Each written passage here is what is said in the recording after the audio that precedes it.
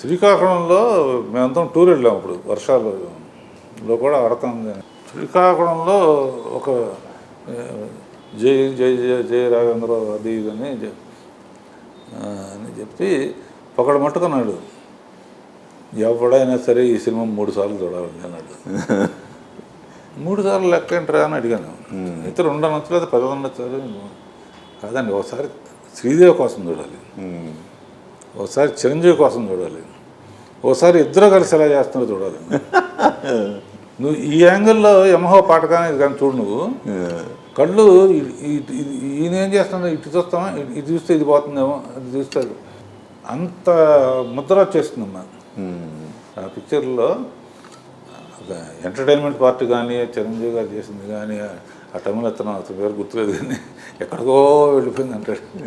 రామరాజు గారు ఇంకా జీపు రాలేదంటే పోలీస్ స్టేషన్లో కొడుతూ ఉంటాడు. జనకరాజా జనకరాజాడు. రామలింగైనా పోలీసులు రాలేదంటే అలవాటు పడిపోయిందని ఇవన్నీ అంటే గుప్పించేసాం మొత్తం అంతా. ఇప్పుడు ఆడియన్స్ అలా అన్నారు కదా, మీకు ఎప్పుడన్నా షూటింగ్ జరిగేటప్పుడు ఎప్పుడన్నా అనిపించిందా అలా? డెఫినెట్గా. ఎందుకంటే ఫస్ట్ కాంబినేషన్ శ్రీదేవితో నేను చాలా చేశాను, 24 ఫిల్మ్స్ చేశాను. పాపం ఎక్కడుందో కానీ మామ్ ఫంక్షన్కి ఇక్కడ చేశారు, నన్ను గెస్ట్గా పిలిచినప్పుడు 24 సినిమాలు చేశానంటే 25వ సినిమా కూడా చేస్తాను అని చెప్పి కాపు నమస్కారం పెట్టు. 25వ చేయకుండానే పోతుంది. అంటే